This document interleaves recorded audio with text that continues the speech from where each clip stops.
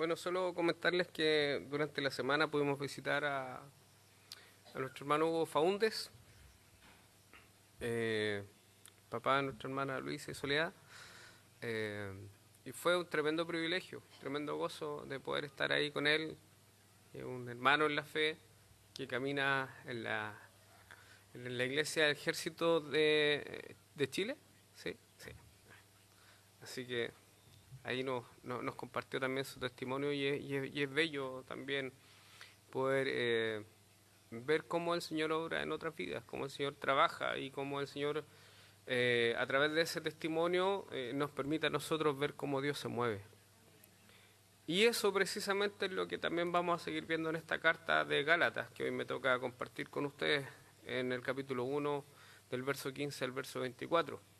Es como el apóstol Pablo cuenta en parte su testimonio y lo utiliza no como algo para llamar la atención sobre sí mismo, sino como un medio para que Cristo sea glorificado.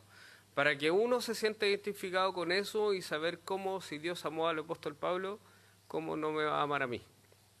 Y yo creo que eso es algo que nosotros tenemos que tener de manera permanente en nuestros ejercicios también, si bien es cierto, en la oración, la meditación, la lectura de la palabra, pero también es un buen ejercicio meditar en cómo el Señor llegó a nuestras vidas, cómo el Señor nos sacó de nuestro camino hacia la muerte y cómo Él ha obrado y ha trabajado y nos ha rescatado.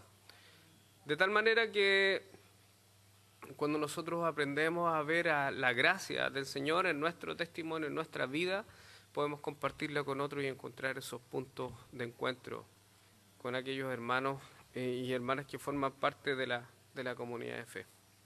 Amén. Bien, vamos a leer la palabra del Señor. Dice así. Ya hemos orado, así que leemos desde el verso 15 al 24.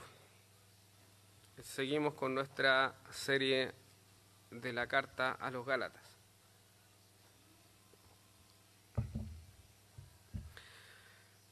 Pero cuando agradó a Dios, que me apartó desde el vientre de mi madre y me llamó por su gracia, revelar a su Hijo en mí para que yo le predicase entre los gentiles, es decir, entre los no judíos. No consulté enseguida con carne y sangre, ni subí a Jerusalén a los que eran apóstoles antes que yo, sino que fui a Arabia y volví de nuevo a Damasco. Después de pasado 3 años subí a Jerusalén para ver a Pedro y permanecí con él 15 días. Pero no vi a ningún otro de los apóstoles, sino que a Jacobo, el hermano del Señor. En esto que le escribo he aquí delante de Dios que no miento. Después fui a las regiones de Siria y de Cilicia, y no era conocido de vista a las iglesias de Judea, que eran en Cristo, solamente oían decir: aquel que en otro tiempo nos perseguía, ahora predica la fe que en otro tiempo asolaba, y glorificaban a Dios en mí. Qué bello el pasaje, qué maravilloso como el apóstol Pablo, de manera resumida, nos comparte su testimonio. Mismo testimonio que él ha escrito en Hechos capítulo 21, 22, 26, y que él describe permanentemente como un medio, como un trampolín para poder compartir el Evangelio. Aquí el apóstol Pablo lo que está haciendo, ¿cierto?, en su alegato de apertura, en su preparación inicial para poder tratar un tema que era tan urgente, que era lo que estaba en entredicho y lo que estaba en riesgo, que era la pureza del Evangelio. El apóstol Pablo incluye dentro de su defensa del Evangelio el relato de su conversión. De manera muy resumida, pero solo, si ustedes se dan cuenta, no describe paso por paso lo que ocurrió, no describe cómo él iba camino a Damasco, ¿cierto? Y fue derribado del caballo cuando él llevaba cartas para apresar a esta iglesia naciente, a esta iglesia primitiva en sus inicios, ¿cierto? Él no describe eso, no describe tampoco cómo él fue llevado a donde Ananías y Ananías oró por él, donde él fue bautizado. Él no describe nada de eso en esta parte. Él incorpora su testimonio de manera resumida en solo algunos aspectos puntuales para poder reafirmar lo que él va a decir. recordemos que lo que estaba ocurriendo en las iglesias del sur de Galacia era que falsos hermanos, principalmente judaizantes, es decir, aquellos que pensaban que podían agregar a Cristo la ley de Moisés, estaban trastornando, estaban afectando, estaban trastocando el Evangelio. Y por lo tanto eso es lo que está ocurriendo aquí. Y el apóstol Pablo, como les decía, va a incorporar su testimonio. ¿Ya? Él ya ha dicho que el Evangelio que él tiene no lo aprendió de hombre, ni lo recibió de hombre alguno, sino que por revelación de Jesucristo. Él ha dicho que en el judaísmo él era mucho más celoso que otros. Es decir, si alguien piensa aquí que podría ser salvo por las obras, bueno, tendría que medirse con el apóstol Pablo. ¿Ya? Si hay alguien que pudo haber observado muchas de las normas, tiene que haber sido el apóstol Pablo. ¿Ya? No se preocupen, no de una grúa, no se van a hallar su auto. Entonces, lo que ocurría acá es que el apóstol Pablo está preocupado y lo que él va a hacer es precisamente contar en parte su testimonio y describirnos ciertas cosas. Entonces el apóstol Pablo, lo primero, el apóstol Pablo está recordando su pasado como perseguidor, pero no solo como perseguidor. Por ahí por el capítulo 6 y 7 del libro de los Hechos, con la muerte de Esteban, el primer mártir, el apóstol Pablo también consintió en eso. Por lo tanto, él tiene un pasado oscuro. Él tiene un pasado que le avergüenza. Él tiene un pasado que tiene que ver con alguien que persiguió a la iglesia del Señor. Es más, cuando el apóstol Pablo va camino a Damasco y el Señor se aparece en su vida, él le dice: Saulo, ¿por qué me persigue? Es decir, Cristo se identifica con su iglesia. Perseguir a la iglesia de Cristo, afectar el cuerpo de Cristo, es afectar al Cristo mismo. Cuando nosotros nos afectamos, cuando nosotros nos cuestionamos o nos atacamos, ¿cierto? Afectamos y atacamos el cuerpo mismo. Cristo es usted, es Cristo, usted es idéntico a Cristo en el sentido de que nosotros formamos parte del cuerpo de Cristo.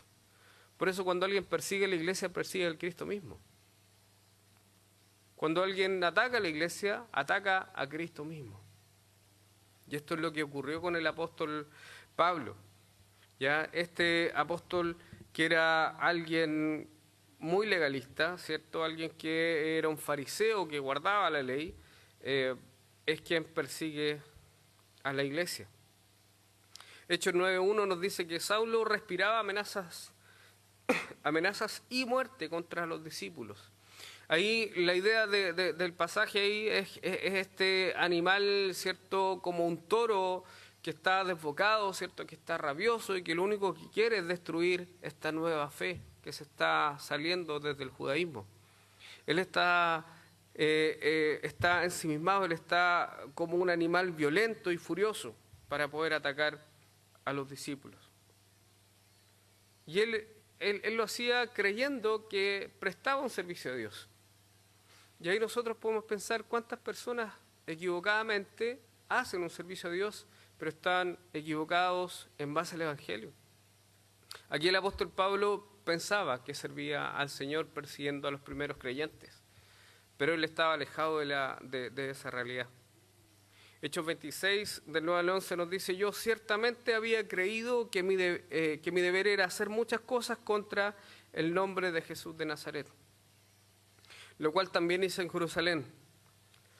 Y él describe aquí su pasado. Yo encerré en cárceles a muchos de los santos, habiendo recibido poderes de los principales sacerdotes. Y cuando los mataron, yo di mi voto. Y muchas veces, castigándolos en todas las sinagogas, los forcé a blasfemar. Y enfurecido sobremanera contra ellos, los perseguí hasta en las ciudades extranjeras. Es decir, hermano, si en algún momento tú has cuestionado tu pasado y el enemigo te ha mostrado tu pasado y ha pretendido que tú te avergüences de él, bueno, piensa aquí en el apóstol Pablo. El apóstol Pablo atacaba a los hermanos. El apóstol Pablo daba su voto para que ellos fueran muertos. Los azotaba, los presionaba para que ellos blasfemaran el nombre de Dios. Era un enemigo de la iglesia. Era un enemigo de Cristo. Era un perseguidor. Y así y todo, Cristo le amó. Así y todo, Cristo le amó. Y nosotros debiéramos reflexionar en eso. Cristo nos ha amado. Y eso es suficiente para poder disfrutar de Él, para poder gozarnos, para poder alegrarnos, para poder tener la confianza de seguir caminando, porque Cristo nos ha amado. El apóstol Pablo dice en otros pasajes que el amor de Cristo nos constriñe, nos presiona. No sé si te ha tocado esa experiencia de poder sentir el amor de Dios, de manera que Él te inunda. No es el abrazo de alguien que te quiere, de alguien que te ama, sino que cuando Cristo llega a tu vida y te muestra su amor, Él te inunda. Te inunda y rompe tus barreras. Es así el amor de Dios. Cuando Él llega a tu vida y cuando hay ocasiones en que Él se manifiesta de esa manera. Yo espero, hermanos, si es que no lo ha vivido, que tengas encuentro con el amor de Dios. El amor te deshace, el amor de Dios. Te llena por completo, llena cada área de tu vida. Entonces aquí el apóstol Pablo está diciendo su pasado y hace un gran cambio en el verso 15 con la palabra pero. Y sabemos que la palabra pero es importante porque genera un cambio en el discurso en 180 grados. Es decir, él viene hablando de algo y ahora cambia completamente hacia otra dirección. Él viene hablando de la persecución que él hacía hacia la iglesia, pero, y eso es lo que hace toda la diferencia. Así como nosotros caminábamos lejos del Señor, no le conocíamos, éramos enemigos, pero el Señor apareció en nuestras vidas. Y eso hace toda la diferencia. Aquí dice el apóstol Pablo, aquí en Gálatas, en el verso 15, pero cuando agradó a Dios, que me apartó desde el vientre de mi madre y me llamó por su gracia, de revelar a su Hijo en mí, para que yo le predicase entre los gentiles. El apóstol Pablo, reconociendo su pasado, no sintiéndose orgulloso de su pasado, sino que mirando cuán oscuro era el lugar en que él estaba, cuán perdido estaba. Ahora él está sobre ese paño oscuro, por así decirlo. Él está poniendo la preciosa joya, ¿cierto?, de la gracia de Dios. Como si en un fondo oscuro, ¿cierto?, él pusiera un diamante. Como si en un fondo oscuro él pusiera algo que fuera brillante. Cuando nosotros ponemos nuestro pasado y ponemos la gracia de Dios ahí, entonces la gracia brilla. El Evangelio y el amor de Dios brilla mucho más. Eso es algo que nosotros tenemos que aprender a poder apreciar. Pero cuando agradó a Dios, que me apartó del vientre de mi madre y me llamó por su gracia, de revelar a su Hijo en mí. Es decir, este perseguidor, este cómplice en el asesinato de muchos cristianos, en que muchos cristianos blasfemaran el nombre de Cristo, este cómplice de perseguir a la iglesia, fue amado por Dios. Fue amado por Dios. Y cuando agradó, la idea ahí es cuando el Señor se gozó sobre él, cuando el Señor se tuvo complacencia. Así como cuando Dios dice, este es mi Hijo amado, ¿cierto?, en el bautismo de Jesús, en quien tengo complacencia, es la misma palabra que está usando aquí el apóstol Pablo. Es decir, a pesar de que él era perseguidor, Dios en un momento se gozó sobre él, se complació de él. A pesar de que nosotros estábamos descarriados como ovejas sin pastor y hacíamos cada cual lo que queríamos, en un momento Dios se complació de ti y te llamó por su gracia. No porque hubiera algo bueno en ti, sino que Dios tenía un propósito y tiene un propósito aún contigo. Y Él se gozó en eso. Dios se goza en amarnos y Él disfruta amarnos. No es una carga para Él. No es una carga como a veces para nosotros puede ser una carga venir un día domingo, un día martes, un día miércoles. venir a la iglesia, pero debe ser un gozo para nosotros. Saber que nos vamos a reunir y que vamos a cantar juntos, que vamos a ser edificados juntos. Bueno, lo que dice aquí el apóstol Pablo es que Dios se gozó a pesar de su pecado, se disfrutó amarlo, y a pesar de su pasado, a pesar de lo que él había hecho, él se gozó sobre él. Y dice que se gozó y se agradó y lo apartó desde el vientre de su madre y le llamó por su gracia. Aquí nosotros vemos cómo la predestinación, que por algunos puede ser cuestionada, es una fuente de gozo. ¿Cuándo Dios nos amó? ¿El día que confesamos a Jesús como su Salvador? No. El primer día que vinimos a la iglesia, tampoco. Él nos predestinó y nos amó desde la eternidad. Él ha conocido cada paso, ¿cierto? Él ha conocido cada paso de nuestras vidas. Hay relojes que cuentan los pasos, los kilómetros, ¿cierto? Bueno, Dios contó y cuenta y va a seguir contando cada paso que tú des. Y Él te ha amado desde la eternidad. Él te ha amado desde siempre. En la soledad, en el dolor, en las alegrías, en los éxitos. Dios, a pesar de eso, te ha amado desde la eternidad. Él te ha predestinado. Él te ha amado desde la eternidad y ha decidido desde la eternidad poner a su Hijo en lugar de ti en esa cruz. Por eso que la predestinación es también una fuente y una enseñanza que trae tremendo gozo y disfrute para nosotros. Es decir, hemos sido amados eternamente. Amén. Por lo tanto, él dice, perdón, estamos todos como con carraspera.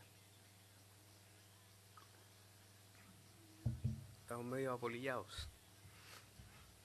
Pero cuando agradó a Dios, que me apartó del vientre de mi madre y me llamó por su gracia, de revelar a su Hijo en mí para que yo le predicase entre los gentiles, no consulté enseguida contra carne y sangre.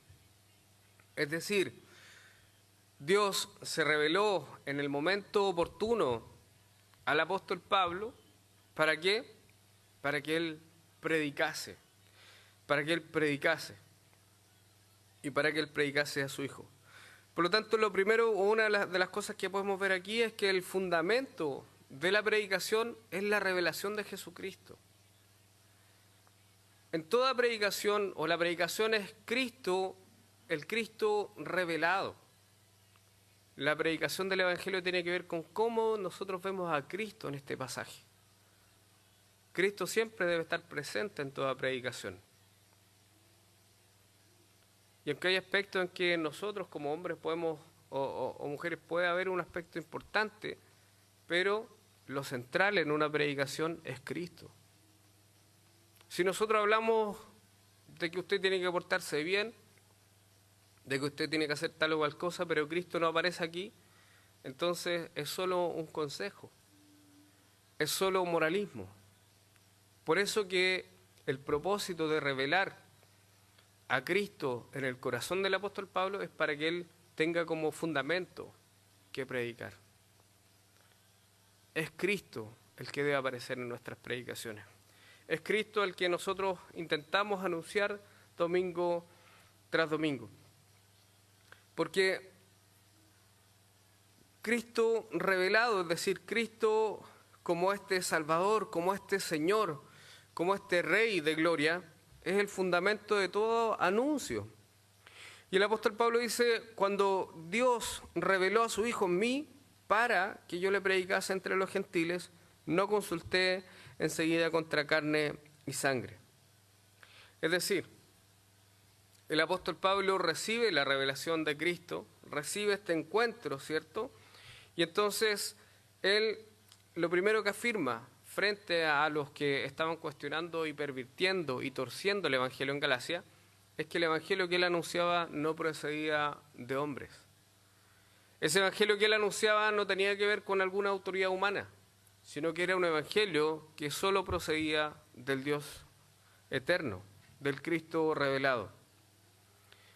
El apóstol Pablo afirma que su evangelio no procede de una autoridad humana, porque su poder no viene de los hombres, sino que viene de Jesucristo mismo.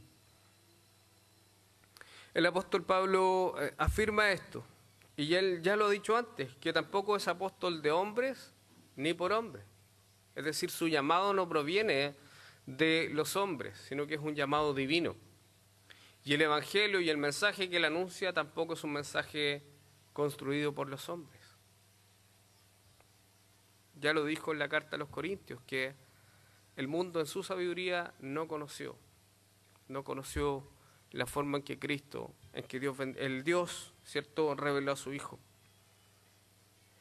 Y lo que él está diciendo aquí es que cuando Dios revela a su Hijo en el apóstol Pablo para que él predique a los gentiles, él no consulta con carne y sangre, que es sinónimo de hombre o mujer, ni subió a Jerusalén a los que eran apóstoles antes que yo. Es decir, el evangelio que él predica y que ahora está defendiendo no proviene ni de autoridad humana, ni de un evangelio que nació en Jerusalén. Y ahí él completa los dos aspectos, es decir, no es de los hombres, ni tampoco tuvo su origen en el judaísmo cristiano, sino que Jerusalén, como han dicho algunos, es el vehículo a través del cual Dios empieza a llevar esta revelación y la empieza a mostrar de a poco hasta que esto, ¿cierto?, llega a Jesucristo con una revelación completa. Es decir, el evangelio que él está defendiendo no proviene ni de Jerusalén, ni proviene de alguna autoridad humana. ¿Qué es lo que hace el apóstol Pablo con esto? El apóstol Pablo es un judío de tomo y lomo, es un fariseo de fariseos, es alguien que proviene de la tribu de Benjamín, es decir, la tribu que tuvo el primer rey. El primer rey en Israel proviene de la tribu de Benjamín, por lo tanto era alguien que tenía, ¿cierto?, todos los galardones para poder decir, yo soy un judío 100%, no hay nadie que me cuestione. ¿Qué es lo que habría hecho un religioso de esa época? ¿Qué es lo que habría hecho el apóstol Pablo? ¿Para dónde se habría devuelto con esa revelación? A Jerusalén. Habría ido a Jerusalén. Habría ido a Jerusalén para confirmar si el llamado que él había recibido, si este nuevo mensaje que él había sido llamado a anunciar, era verdadero. A las mismas autoridades que él le había pedido que le dieran cartas para poder apresar a los primeros cristianos. Eso es lo que él hubiese hecho. Pero aquí lo que vemos nosotros es cómo el corazón de alguien religioso cambia completamente. Cómo Dios rompe sus esquemas, cómo Dios rompe su estructura, cómo Dios es capaz de cambiar el corazón por completo. No solo tenemos a un Pablo que ahora teme al Señor, no solo tenemos a un Pablo que ahora se somete a que Ananías ore por él y lo bautice, no solo tenemos a un Pablo que ya empieza a mirar como basura todo lo que él había obtenido, sino que tenemos a un apóstol Pablo que el centro de la adoración ya ha salido, ya no ha cambiado, ya no es Jerusalén el centro de la adoración para él, sino que ahora el centro de la adoración es Cristo mismo. Y yo creo que todos nosotros llegamos con una carga religiosa al Señor. El hombre y la mujer por naturaleza son religiosos. La gente dice ser atea, la gente dice ser agnóstica, pero en general es un Dios distinto solamente.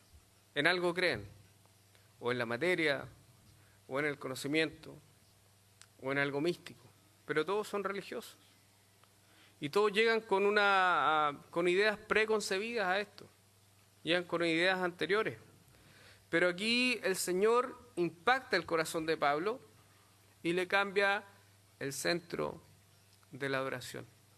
Lo saca de Jerusalén, lo saca de la ciudad santa, lo saca de la ciudad de paz.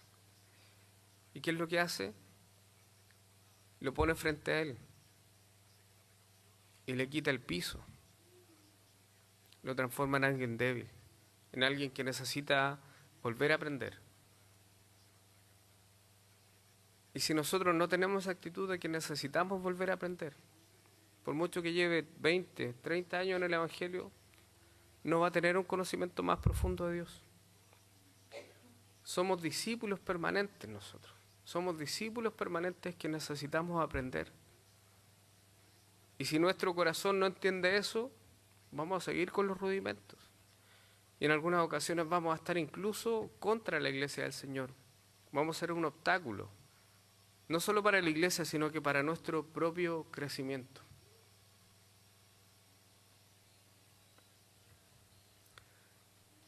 Cuando hacía clases en la universidad, lo más difícil era enseñarle a los alumnos que creían saberlo todo, porque nunca aprendían. Y los que más aprendían eran los que se reconocían como discípulos, como aprendices, como alguien que esto podía servirme. Y eso pasa en la iglesia. Tenemos mucho mundo en nuestro corazón. Tenemos mucho mundo, hermanos. Necesitamos doblar nuestro corazón y reconocernos como discípulos, como aprendices permanentes de este Cristo. No solo a través de las predicaciones, sino que a través de un devocional, a través de las clases, a través de la oración, a través de conversar con un hermano que es más antiguo y aprender de su testimonio. Necesitamos tener un corazón discipulable. Si no lo tenemos, hermanos, vamos a ser unos enanos espirituales y vamos a crecer de manera desordenada. Por eso que aquí el apóstol Pablo, me gusta esto porque el apóstol Pablo, que sabía muchas cosas de la ley, se enfrenta ante Cristo, entonces ahora él sabe que no tiene nada delante de él. El camino, como decía un autor que es J. Packer, decía, el camino es la debilidad. Si usted no se vuelve vulnerable en el Señor jamás lo va a fortalecer. El Señor jamás va a poder enseñarle lo que Él quiere. Y podemos ser salvos, sin duda. Esto no tiene que ver con la salvación, pero sí tiene que ver con el crecimiento y con la madurez espiritual que nosotros podemos tener. Aquí el apóstol Pablo, lo primero que hace, primero no vuelve a Jerusalén, que era lo más obvio, desde donde él venía. Y aquí no lo dice, la verdad que, de hecho no lo dice en la carta, pero aquí lo que a mí me gusta suponer es que esos 3 años de silencio, que equivalen a los 3 años de discipulado que tuvieron los discípulos, yo creo que aquí es el discipulado del apóstol Pablo. Y quizá Gálatas nos da en esta sola palabra nos da alguna pista que nosotros podemos seguir. ¿Por qué? ¿Qué es lo primero que él hace? Ya sabemos que no fue a Jerusalén. Dice que lo primero que hace es que va a Arabia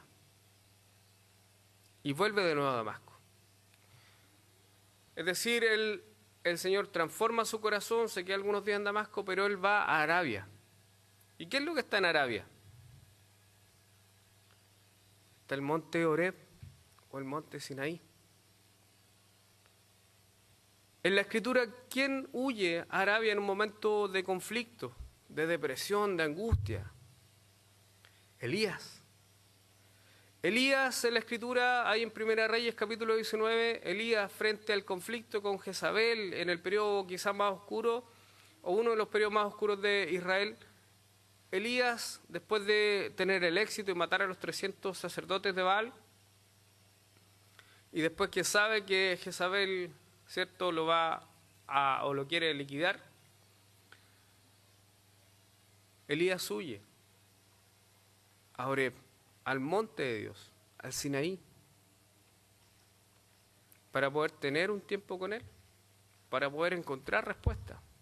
Probablemente lo que ocurre aquí es que el apóstol Pablo, Dios nos hace un reseteo, ¿cierto? Como en el computador no borra toda la información, sino que nosotros estamos con nuestra información, con nuestra vivencia, con nuestra experiencia, pero Cristo viene y rompe nuestros esquemas, rompe nuestro molde. Pero usted y yo sigue teniendo su vivencia, su experiencia, su personalidad. Cristo no anula nuestra personalidad. Pero piensa en todo el conflicto que ocurrió en el corazón del apóstol Pablo. Este que pensaba que servía y hacía un servicio a Dios, ahora se encuentra con que estaba luchando contra Dios. Este que pensaba que había visto todo, ahora es cegado por Dios. y debe volver a iniciar su proceso de conocer a este Dios. Yo creo que Él hace algo que no todos hacen, que no todos hacemos. Yo creo que Él pelea con Dios. Yo creo que Él lucha con Dios. Él lucha con su corazón. Yo creo que Él va al monte de Dios a buscar respuestas. Y a veces, hermanos, nosotros aceptamos las cosas de buenas a primeras y no las reflexionamos. Pero el Evangelio también es de búsqueda de respuestas. El Evangelio también es de cuestionamiento acerca de por qué está ocurriendo esta situación o aquella. Y en ese cuestionamiento el Señor fortalece nuestra fe. ¿No es pecado decir por qué, Señor? ¿No es pecado cuestionarnos? Porque en ese cuestionamiento Dios tiene la respuesta. Puede que Dios no nos responda como un cuestionario, pero puede que Dios, su presencia, tiempo a solas con Dios, nos dé la respuesta. Y yo creo que nosotros somos malos para cuestionar a Dios en ese sentido. Tenemos temor y desconocemos la Escritura. Y quiero que eso se entienda bien. Sin duda que nosotros tenemos crisis de fe, ¿o no es así? Tenemos crisis de fe, hermanos, si no somos superhombres, ni supermujeres. Tenemos debilidad. Hay días en que no tenemos ganas de nada. Hay días en que lloramos. Y la vida cristiana es una vida que se mueve, que se vive. Piensen ustedes los 3 años que los discípulos tuvieron con nuestro Maestro. Él derribó cada uno de sus prejuicios, conversando con mujeres. Los cuestionó, les llamó la atención. Le llamó la atención por la incredulidad después que él había resucitado. Nosotros pensamos muchas veces que la relación con Dios es una relación pareja, donde no hay ningún sobresalto. Pero la verdad es que nuestra relación con Dios a veces se parece más a nuestros matrimonios. Tenemos más conflictos a veces. Pero la gracia del Señor, ¿cierto?, está ahí en medio manteniendo esa unión. Hermanos, necesitamos conocer a este Dios. Necesitamos tener tiempo a solas con Dios. Necesitamos buscarle. Esto no se trata de que nos aprendamos bien la dirección de la iglesia. Tenemos que aprendernos. Tenemos que aprender a conocer a este Dios que nos conoce y que nos ha amado a pesar de nosotros y que nos sigue amando, hermanos. Que nos siga amando. El amor de Dios nos inunda, nos llena cada espacio de nuestro corazón. El apóstol Pablo dice que fue a Arabia y seguramente ahí discutió con Dios: Señor, yo he aprendido todo esto. Esto es lo que sé, esto es lo que he estudiado. Estudié con Gamaliel, estudié con tal o cual. Conozco las escrituras, sé hablar hebreo, arameo, griego. Pero esto no me calza. Y después de esos 3 años, sube a Jerusalén para ver a Pedro y permanece con él 15 días. Pero no vi a ningún otro de los apóstoles, sino a Jacobo, el hermano, delante del Señor. Es decir, el apóstol Pablo, preparando esta defensa del Evangelio, lo primero que nos dice es que el Evangelio que él recibió no proviene de alguna autoridad humana. Segundo, nos dice que el Evangelio que él recibió tampoco proviene o tiene su origen o depende de Jerusalén. El templo sería destruido en el año 70. Por lo tanto, él se aleja del ritualismo y de la religiosidad judía, del legalismo judío que finalmente terminó crucificando a Cristo. Él dice que tuvo su discipulado y que después él entiende que también no puede tener ese mensaje de manera separada, y aquí él cubre también otra área. Es decir, el evangélico, el creyente, ¿cierto? El cristiano no puede vivir separado de la comunidad de fe. Por eso que él, luego de haber confirmado esto, luego de afirmar cuál es el origen del evangelio, él necesita incorporarse a esta comunidad. Y eso es lo que el apóstol Pablo está mostrando. Dice que permaneció con Pedro 15 días y seguramente conversaron bastante en esos 15 días. ¿Sí? Por lo tanto, aquí el apóstol Pablo nos está afirmando que él no solo es alguien que ha recibido un mensaje y como si él fuera el único portador de ese mensaje, sino que él sabe que ese mensaje debe formar parte de la comunidad donde él está, de esta comunidad extendida. El apóstol Pablo, luego de este discipulado, ¿cierto?, entiende que tiene que ir a Jerusalén y poner a prueba su evangelio.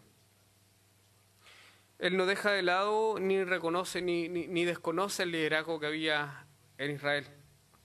Y en ese sentido también él respeta esa autoridad. Eso también él muestra. Verso 20. En esto que le escribo aquí delante de Dios, que no miento. Después fue a las regiones de Siria y de Cilicia y él comienza a predicar. Y no era conocido de vista de las iglesias de Judea que eran en Cristo. Solamente oían decir, aquel que en otro tiempo nos perseguía, ahora predica la fe que en otro tiempo asolaba. El apóstol Pablo cambia nuevamente su vida. Dios cambia el corazón de Pablo. Y entonces de alguien que era conocido, de alguien que era capaz de pedir credenciales a los dirigentes de la iglesia en Jerusalén, ahora se ha transformado en un desconocido. Él ha dejado de lado todo el respaldo político y religioso que tenía para transformarse en un predicador desconocido del evangelio. Y eso también nos muestra algo. Y es que frente al evangelio, nuestras vidas deben desaparecer. Frente al evangelio, frente al Cristo glorioso, nosotros debemos menguar, como dijo Juan el Bautista. Nuestro ego debe caer delante del Señor. Entonces el apóstol Pablo aquí le está diciendo que luego de este proceso de discipulado, él entiende que debe disminuir, que debe predicar en debilidad, que debe anunciar a Cristo y a este crucificado, sin que su pasado importe.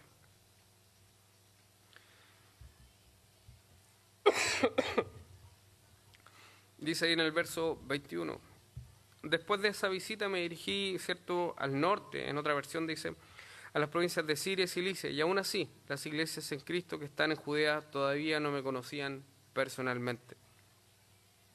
El apóstol Pablo pasa, ¿cierto?, del prestigio al anonimato, del ser conocido a ser un desconocido, de la gloria personal a la humillación personal. Ese es un cambio que opera en el corazón del apóstol Pablo. Él no busca su propia gloria, ya. Y este olvido del mundo es un requisito necesario para servir al Señor. El mundo debe olvidarnos y solo Cristo debe ser recordado. La gloria es de Cristo, la gloria es de Cristo y no nuestra. Ese es algo que debe marcar a quien quiera ser esclavo del Señor. El mismo Cristo les dijo, quien quiera ganar el mundo, lo va a perder.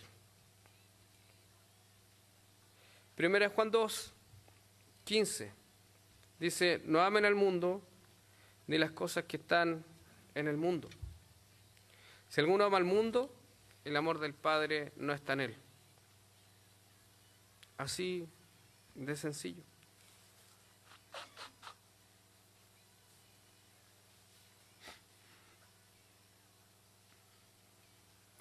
Hermanos, es necesario que el corazón nuestro, para poder predicar el Evangelio, debe ser limpiado de toda nuestra vanagloria. Debe ser purificado de nuestras malas intenciones. Debemos predicar a Cristo y a este crucificado, sin nada más. No podemos añadir ni agregar nada. Dice aquí, el Señor dejó al apóstol Pablo sin caballo, sin vista, sin fama, sin cartas credenciales. Pero le dio lo más importante, que es Cristo revelado en su corazón. Y eso fue suficiente para que él pudiera predicar, para que él pudiera anunciar y para que él estuviera dispuesto a padecer por la causa de Cristo, que era precisamente a lo que el Señor le había llamado.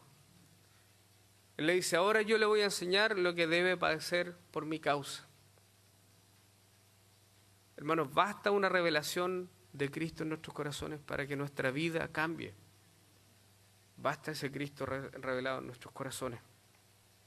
Todo lo que decían, dice en otra versión, en la NTV, en el verso 23, todo lo que decían de mí era lo que el que antes nos perseguía, ahora predica la misma fe que trataba de destruir. Y alababan a Dios por mi causa. Qué maravilloso, hermanos, decir eso. Aquel que antes nos perseguía, ahora es nuestro hermano. Aquel que antes buscaba destruir la fe, ahora es alguien que defiende la fe y trastorna, ¿cierto?, a los judíos. Pablo perseguía a la iglesia de Dios y en su mente destruía a la iglesia. Es lo que él dice. Pero la iglesia del Señor no puede ser destruida, hermanos. La iglesia del Señor permanece porque Él lo ha prometido. Qué maravilloso esto. Pablo perseguía a la iglesia, pero él no sabía, como dice alguien, que Cristo y su amor le perseguía a él. Fue Cristo y su amor el que alcanzó finalmente a este perseguidor y lo abrazó, lo amó y lo transformó. Así como el amor de Dios nos persigue a nosotros. Así como el amor de Dios nos ha perseguido una y otra vez. A pesar de que a veces arrancamos, a pesar de que a veces huimos, a pesar de que a veces no queremos más. El amor de Dios nos persigue y nos va a seguir persiguiendo, hermanos. Siempre, siempre nos perseguirá porque Él nos ama. No con un amor que nosotros podamos ofrecer, sino que Él nos ama eternamente. Y Él se ha propuesto amarte y transformarte. Él lo va a hacer. Pablo pasó de perseguir y trastornar a la iglesia a trastornar al mundo y a los judíos. Pablo comienza la historia de su vida confiando en que era alguien. El Señor le mostró que no era nadie delante de él.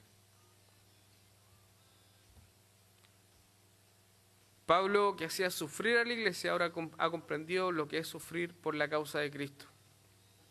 Pablo, que confiaba en su elocuencia, en su conocimiento, está dispuesto ahora a ser discipulado, a servir con humildad, con lágrimas, y asimismo enseñar el camino que antes perseguía. Él aprendió a servir con lágrimas. Y yo creo que es algo que nosotros también tenemos que aprender, a servir en humildad, en debilidad. La pregunta que podemos hacernos aquí es ¿cómo pasó de ser un perseguidor de la iglesia a un predicador y defensor del Evangelio? Que es lo que precisamente le está haciendo aquí en Gálatas. En Hechos 22, del 14 al 15 dice: el Dios de nuestros padres te ha escogido para que conozcas su voluntad y veas al justo y oigas la voz de su boca, porque serás testigo suyo a todos los hombres de lo que has visto y oído. ¿Cómo pasó de ser un perseguidor a ser un predicador y defensor del Evangelio? Es porque él tuvo una visión de la gloria de Dios, porque él escuchó la voz del Cristo, él escuchó su voz, él escuchó su mensaje, él vio al justo. Y entonces ahora él está preparado para defender el Evangelio, para poder anunciar el Evangelio. Si bien es cierto, nosotros no vamos a escuchar la voz de Dios hoy, pero esta está en su palabra. Ahí es donde está revelada la voz de Dios. Ahí es donde está revelada la voluntad de Dios. Ahí es donde está esa palabra que nosotros escuchamos y que va a cambiar nuestra vida, para que nosotros pasemos de ser perseguidores o enemigos de la cruz a ser amigos de Dios y anunciar el Evangelio de salvación. Conocer la voluntad de Dios y ver al justo para escuchar sus palabras son necesarios para poder anunciar el Evangelio. En la iglesia en Galacia el apóstol comenzó a predicar el Evangelio en esa comunidad. Ahora este Evangelio que ha sido afectado, alterado, cuestionado, debe ser defendido. Y nosotros, hermanos, también debemos defender el Evangelio. Debemos defender el Evangelio de nosotros mismos. Debemos defender el Evangelio cuando alguien quiera agregarle algo más. Cuando alguien quizá lo quiere enfocar en el hombre y no en Cristo. El Evangelio que le quita o que intenta quitarle la gloria a Dios no es el Evangelio. Sobre todo hoy, que tenemos tanta predicación centrada en el hombre.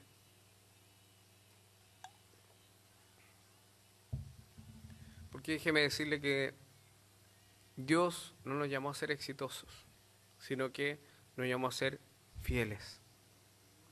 Ese es el llamado, a la fidelidad. Porque Él es fiel. Él quiere moldearnos de acuerdo a su imagen. Y Él es fiel y quiere que nosotros también seamos fieles.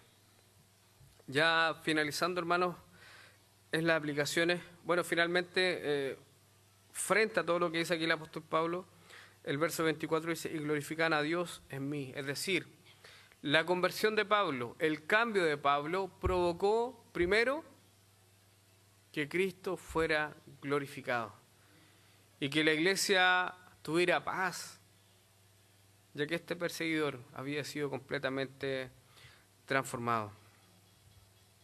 Ahora el apóstol Pablo estaba aquí en Galacia como un defensor del Evangelio. Y en muchas ocasiones nosotros, hermanos, primero lo que quiero decirles es que no importa nuestro pasado. No importa nuestro pasado. Cuando el enemigo quiera recordarte lo que has hecho, por dónde hemos andado, debemos recordar la gracia del Señor que nos ha salvado, que nos ha amado.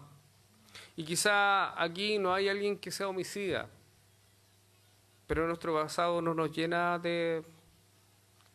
Frente al Señor, nuestro pasado no es tan bueno. Aunque hayamos tenido una familia bien constituida, pero nuestro pasado no es algo que no nos enorgullece, sino que nuestro pasado a veces es causa de tristeza. Pero debemos saber y utilizar nuestro pasado y ver la gracia de Dios ahí, como el Señor ha estado con nosotros, no solo en el momento en que creímos, sino que en cada día de nuestra vida, librándonos de la muerte, librándonos de peligros, pero lo más importante, nos libró del infierno y de la muerte eterna, y de una vida sin Cristo, de una vida sin esa tristeza que se vive en el mundo. ¿Se acuerda usted esa tristeza que vivíamos en el mundo?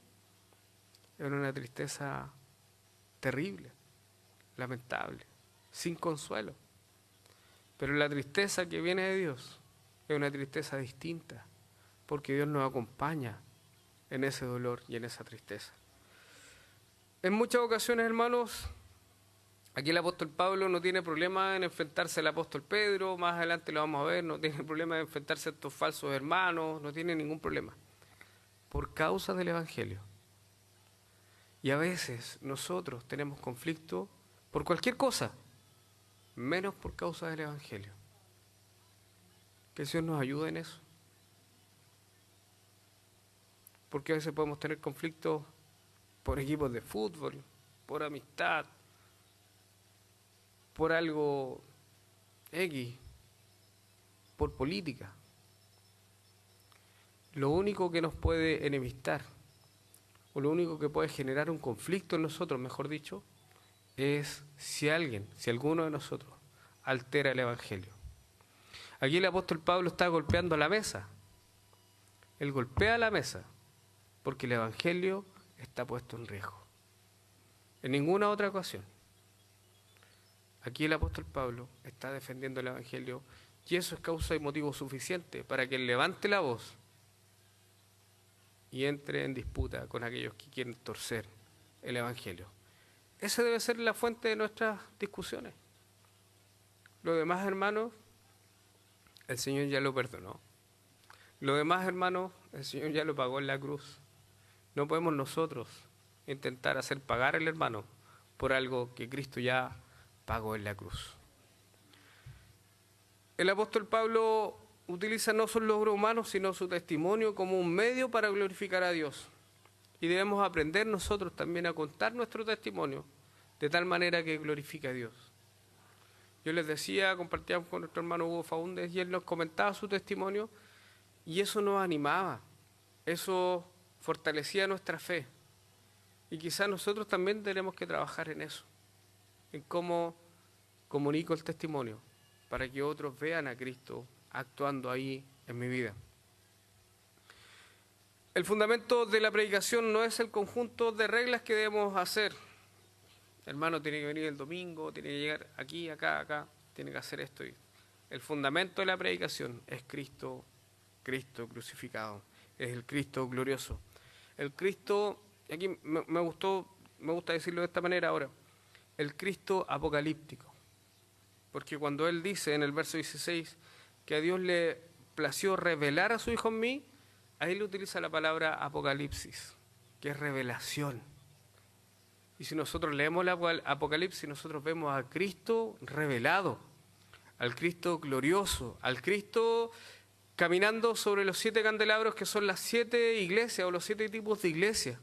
A ese Cristo que tiene en su mano las llaves de la muerte y de la vida. A ese Cristo que ve todas las cosas. Ese Cristo es el que nosotros debemos anunciar.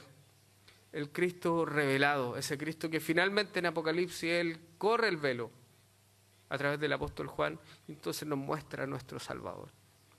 Nos muestra a este Cristo maravilloso, que sus ojos son una llama de fuego, que Él brilla con toda la gloria que nosotros ni el mundo puede conseguir, que palidecen las cosas de este mundo frente a este Cristo maravilloso, a este Cristo revelado. Oh, hermanos, que el Señor nos ayude a poder ver a Cristo, no solo en la cruz, sino que a este Cristo revelado en el Apocalipsis, a este Cristo que es glorioso, que tiene todo el poder y que es el único que puede abrir el rollo, que es el único que puede consolar las lágrimas del apóstol Juan ahí en Apocalipsis y que es el único que puede consolar nuestras lágrimas. Este Cristo glorioso. Hermanos, que el Señor nos ayude, porque el poder del Evangelio, nuestra fe, solo puede estar fundamentada en la visión que tenemos de Cristo. Si nuestra fe es débil, es porque nuestra visión de Cristo es débil. Hermanos, la única manera en que Cristo, nuestro Señor, llene nuestros corazones es que nosotros nos llenemos de Cristo. Y que si estamos dispuestos a defender el Evangelio con la persecución que ya está en marcha, ya viene, hermanos, necesitamos una iglesia fuerte, firme en la fe, no económicamente, firme en la fe, para poder resistir al enemigo, para poder resistir la persecución que ya ha iniciado. Hermanos, si el apóstol Pablo estuvo dispuesto a defender el Evangelio fue porque tenía una visión gloriosa de Cristo. Y peleó con Dios, sin duda que peleó con Dios seguramente en esos 3 años. Pero finalmente Dios derriba todas nuestras barreras. Yo ruego al Señor que Dios nos dé una visión gloriosa de este Cristo. No este Cristo, solo este Cristo de Semana Santa, sino que este Cristo del Apocalipsis. Este Cristo que conoce a su iglesia, que corrige a su iglesia, pero que también reconoce lo bueno que ha hecho la iglesia del Señor. Este Cristo que ha decidido y se ha comprometido con presentarse a la iglesia como una novia ataviada para poder celebrar las bodas del Cordero. La Escritura parte con una boda, ahí en el huerto del Edén. con Adán y Eva, y termina con otra, con Cristo y su iglesia. El Señor es Rey de toda la historia. Él gobierna todo.